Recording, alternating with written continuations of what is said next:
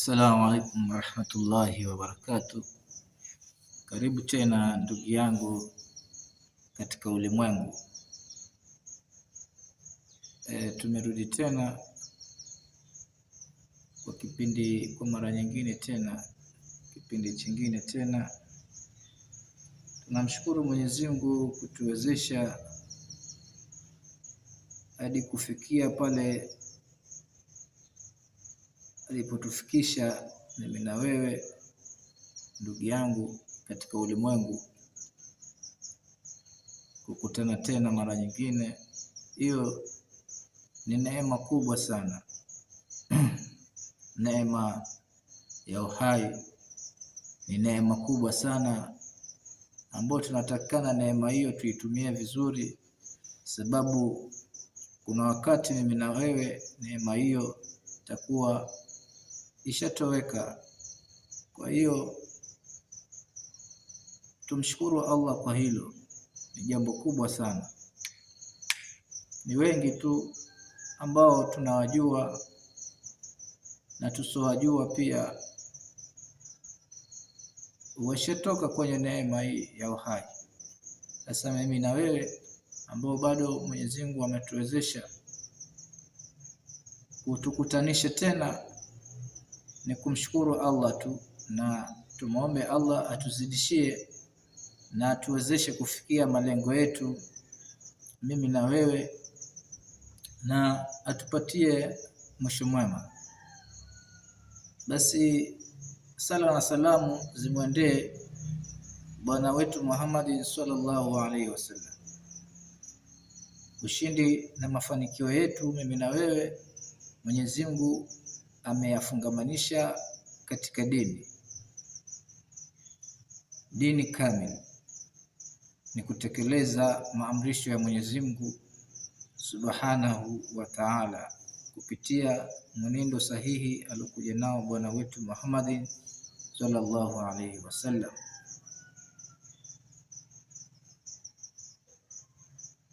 Sasa leo tutakwenda kuzungumzia mambo kadhaa wa kadhaa katika imani, katika dini ya Allah Subhanahu wa Ta'ala, si nyingine ni dini ya Kiislamu. Karibu sana, uwe na subra,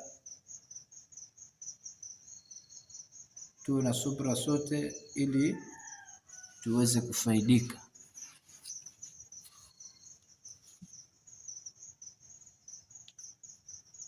Allah Subhanahu wa Ta'ala, yeye ndio Razik, yeye ni Malik, yeye ni Khaliq.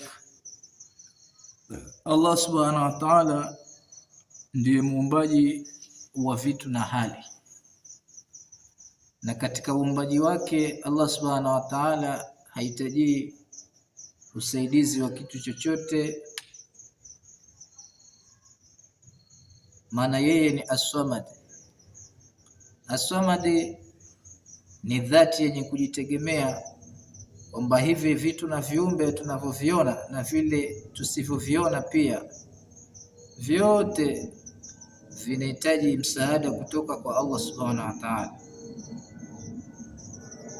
Lakini Allah Subhanahu wa Ta'ala yeye hahitaji usaidizi wa kitu chochote. Allahu Khaliq, Allahu Razik, Allahu Malik.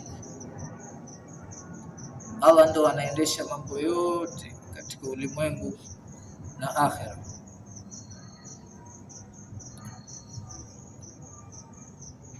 Mtume sallallahu alaihi wasallam anasema, man kana khairu kalami la ilaha illa Allah dakhala aljanna. Mtume Mwenyezi Mungu Subhanahu wa Ta'ala katika mafuhumu ya hadithi yasema, yoyote yule ambaye itakuwa neno lake la mwisho la ilaha illa Allah ataingia peponi. Hii la ilaha illa Allah Mtume sallallahu alaihi wasallam anasema tena katika mafhumu ya hadithi kwamba laiti hii la ilaha illa Allah ikachukuliwa ikawekwa kwenye mizani upande mmoja na upande mwingine ikachukuliwa dunia na vile vilivyomo ndani yake vyote vikawekwa upande mmoja katika mizani, na la ilaha illa Allah ikawekwa upande mwingine katika hiyo mizani, basi la ilaha illa Allah hiyo itasimama, itakuwa juu, itakuwa na uzito zaidi kuliko hiyo dunia na vilivyomo ndani yake. Sasa kimatamshi tunaona ni neno dogo sana, lakini kiundani ni neno kubwa sana, ni kauli kubwa sana, kauli ya Allah subhanahu wa ta'ala kwamba hakuna mola hapasai kuabudiwa kwa haki isipokuwa Allah subhanahu wa ta'ala peke yake. Basi hili neno linahitajika juhudi na bidii ili ndo tuweze kulitamka katika pumzi zetu za mwisho. Tumuombe Allah subhanahu wa ta'ala, mimi na wewe, atuwezeshe kutamka kalima hii tukufu katika pumzi zetu za mwisho. Tuseme amen. Allahumma amen. Sasa juhudi ni kufanya nini? Ni kutoka katika njia ya Allah subhanahu wa ta'ala.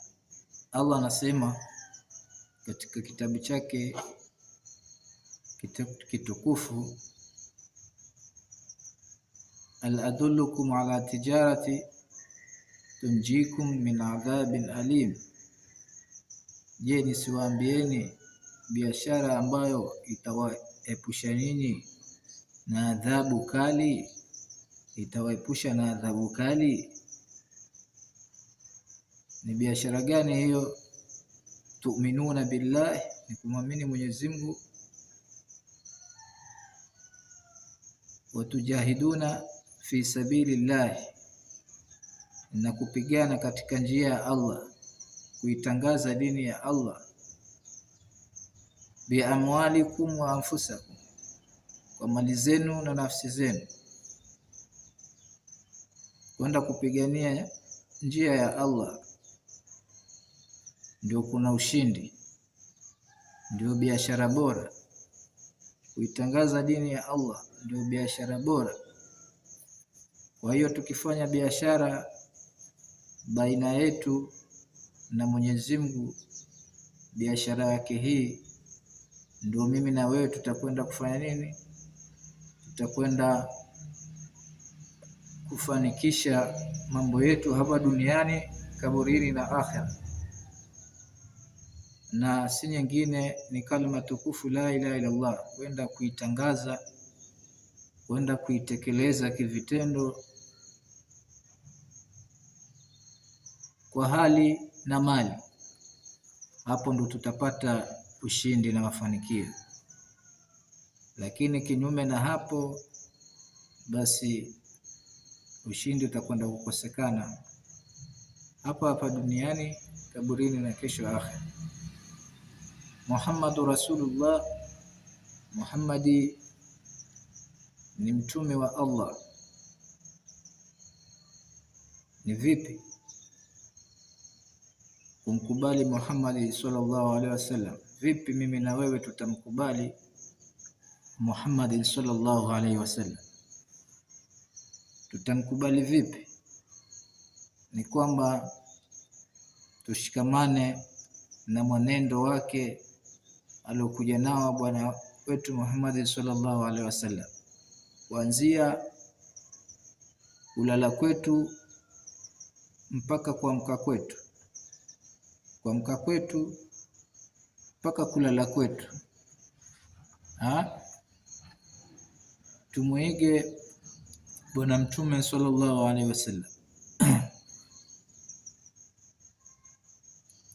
Na katika mafumu hadithi, na Aisha anaeleza kwamba aliulizwa mtume alikuwa vipi, maisha yake yalikuwa vipi, alikuwaje kuwaje? Basi na Aisha akajibu kwamba khulquhu alquran, kwamba maisha yake yalikuwa ni Qur'an. Yani mtume maisha yake yote yamefanana tu na Qur'an, yeye ni Qur'an. Kwa hiyo na sisi tufanye nini? Tumuige bwana wetu Muhammad sallallahu alaihi wasallam, kula kwetu, kuvaa kwetu, kulala kwetu, kuamka kwetu, yale ambayo ametufundisha yote tuyabebe, tuyazingatie na tuyalete kivitendo katika maisha yetu. Hapo ndio tutakuwa tumemuiga bwana wetu Muhammad sallallahu alaihi wasallam, na tutakuwa tuko katika njia ya sawa. Lakini kinyume na hayo, ndugu yangu, katika ulimwengu itakuwa tunafanya makosa makubwa na tutapata hasara, na tukienda kukutana na Mola wetu itakuwa tumepata hasara kubwa, na Allah atakwenda kutuadhibu sababu hatukufata yale maamrisho yake. Na alituletea mjumbe, na huyo mjumbe ni kuja kutuelimisha ni jinsi gani mimi na wewe tuishi katika ulimwengu ili tupate radhi za Allah subhanahu wa ta'ala, aturidhie. Akishaturidhia, basi mambo mengine yote yatakayofuata yatakuwa ni mazuri hapa duniani, kaburini na kesho akhera. Kwa leo tutakomea hapa inshallah. Tukipata tena muda, Mwenyezi Mungu akituwezesha, tutakwenda kuendelea na darasa letu la nasaha za dini, njia za dini. Wabillahi tawfik. Mwenyezi Mungu atuwezeshe mimi na wewe tuweze kuyatimiza yale maamrisho yake na mkatazo yake. Allahumma amin. Mimi niko tayari, na ninyi mtakuwa tayari inshallah.